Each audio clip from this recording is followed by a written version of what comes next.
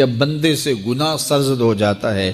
اور وہ معافی مانگ لیتا ہے تو اللہ کو وہ بندہ بڑا ہی اچھا لگتا ہے۔ انسان کے اندر چونکہ یہ دونوں چیزیں رکھی گئی ہیں تو کبھی کبھی اس سے گناہ بھی سرزد ہو جائے گا۔ نیکی اس کی عقل، اس کا فہم، اس کا ادراک،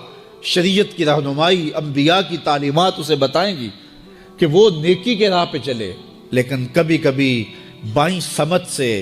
جو خواہشات اور آرزو ہے وہ بھی اس کو گھیر لیں گی اور اچانک اس سے کبھی کوئی گناہ بھی ہو جائے گا۔ اور اگر اچانک اس سے کبھی گناہ ہو گیا، کبھی آنکھ بھٹک گئی، کبھی خیال بہک گئے، کبھی سوچ میں آوارگی آ گئی، کبھی زبان نے میلا لفظ بول دیا، تو پھر کیا ہے کہ پھر فوری معافی مانگ لے۔ مومن جب گناہ کرتا ہے تو ایسی کیفیت ہوتی ہے جیسے ابھی احد پہاڑ تلے آ گیا ہے، اگر اس نے توبہ نہ کی تو کچل دیا جائے گا۔ اللہ اکبر، تو پھر فوری معافی مانگتا ہے تو یہ اللہ کو بڑا ہی اچھا لگتا ہے۔ اللہ کہتا ہے فرشتوں سے کہ دیکھو میرا بندہ آخر میری دہلیز پہ آیا نا، تم گواہ ہو جو میں نے اس کے سارے گناہ معاف کر دیے۔ تو گناہ کے بعد جو شرمندگی ہے، دیکھیے ایک اور جملہ کہتا ہوں، نیکی کرنے کے بعد جو تکبر پیدا ہوتا ہے کہ میں بڑی نیکی کر لی ہے اور باقیوں کو بندہ حقیر سمجھنے لگتا ہے، اور اس سے کوئی غلطی سرزد ہو جائے اس کے بعد شرمندگی ہوتی ہے اور اپنے آپ کو چھوٹا سمجھنے لگتا ہے اور اللہ سے معافی مانگتا ہے، تو اس نیکی کرنے کے بعد وہ جو آپ کے اندر تکبر اور رعونت اور عجب پیدا ہوا، اس سے کہیں بہتر ہے کہ آپ سے اگر کوئی خطا سرزد ہوئی تھی تو اس سے آپ کے اندر عجز اور توبہ کا جذبہ پیدا ہوا۔ اور اللہ کو یہ بڑا پسند ہے کہ کوئی بندہ، چونکہ ممکن ہی نہیں ہے کہ جب انسان ہے اس کے اندر یہ خواہشات رکھی ہیں تو کبھی اس سے، یہ انبیاء کی ذوات ہیں جو پاک ہیں، باقی کبھی کچھ خطا سرزد ہو جائے گی، اس سے معذرت کر لے۔ آپ نے نام سنا ہوگا ایاس کا، محمود غزنوی کا بڑا محبوب وزیر تھا اور بہت زیادہ بادشاہ اس سے محبت کرتا تھا، تو آیان سلطنت جلتے تھے، تو بادشاہ گاہے گاہے کوئی ایسا منظر ان کو دکھلاتا کہ اس سے میں خاص پیار کیوں کرتا ہوں۔ ایک دن بادشاہ کے ہاتھ میں موتیوں کی بھری ڈبیا تھی اور محل کے اندر یہ ایک حوض تھا، تالاب تھا، تو اس کے اندر اس نے وہ سارے موتی پھینک دیے۔ شفاف پانی اور نیچے فرش پہ پڑے ہوئے موتی نظر آ رہے ہیں، تو اس نے ایک ایک وزیر کو کہا کہ یہ موتی نکال کے لاؤ اور سنو اپنا لباس اور اپنا بدن نہیں بھیگنے دینا۔ تو سب نے کہا یہ کیسے ہوگا کہ موتی بھی تہہ سے نکال کے لائیں اور بدن بھی اور کپڑے بھی نہ بھیگیں؟ تو دوسرے کو کہا، اس نے کہا حضرت یہ کیسے ہوگا، یہ شرط ہٹائیں تو پھر میں نکال کے لاؤں۔ جب بات آئی ایاز کی تو ایاز نے فوراً چھلانگ لگا دی،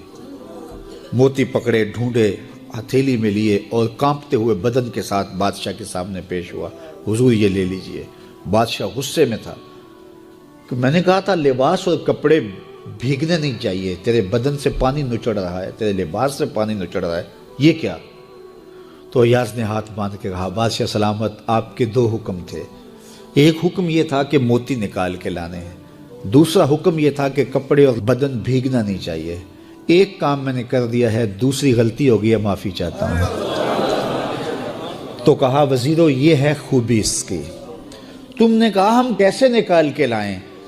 اس تالاب میں اتریں گے تو بدن تو بھیگے گا ہی بھیگے گا۔ تو کہا جب شہوات دی گئی ہیں، خواہشات رکھی گئی ہیں، آرزویں دیوانی ہیں، اور پھر اس کائنات کے اندر رہ کر کے حضرت انسان کبھی تو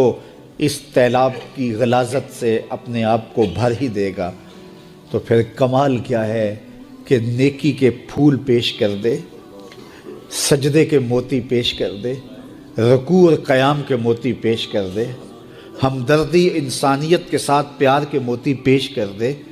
سارے موتی پیش کرے، پھر مالک کا جلال کہ تیرے کپڑے کیوں بھیگے، یہ گناہ کیوں کیا، یہ گناہ کیوں کیا، ہاتھ جوڑ کے کہے مالک اس کی معافی مانگ، تو اللہ تعالیٰ پچھلے گناہ نہ صرف معاف کرتا ہے بلکہ ان گناہوں کو نیکیوں میں تبدیل کرتا ہے۔ یہ آیت کریمہ اپنے دامن میں اتنی روشنی اور اتنی جامعیت کے ساتھ دین کا خلاصہ ہمارے سامنے رکھتی ہے کہ ہماری روحیں وجد کرنے لگ جاتی ہیں۔ تو ارشاد فرمایا بے شک اللہ حکم دیتا ہے عدل کا، احسان کا اور قرابت داروں کے ساتھ حسن سلوک کا، اور منع کرتا ہے بے حیائی سے، منکرات سے اور سرکشی اور تمرد سے، اور یہ اس لیے فرما رہا ہے کہ تم نصیحت پکڑو تاکہ تمہارے سینے ہدایت کے نور سے روشن ہوں اور منور ہوں۔ حضرت حسن بصری رضی اللہ تعالی عنہ فرماتے ہیں کہ اس آیت کریمہ میں اللہ نے کسی بھی امر خیر کو چھوڑا نہیں ہے، ساری خیر اس کا خلاصہ بطور حکم ہمیں ارشاد فرما دیا، اور پھر فرمایا کہ اللہ تعالیٰ جل شانہ نے کسی برائی کو نہیں چھوڑا جس سے ہمیں منع نہ کر دیا ہو۔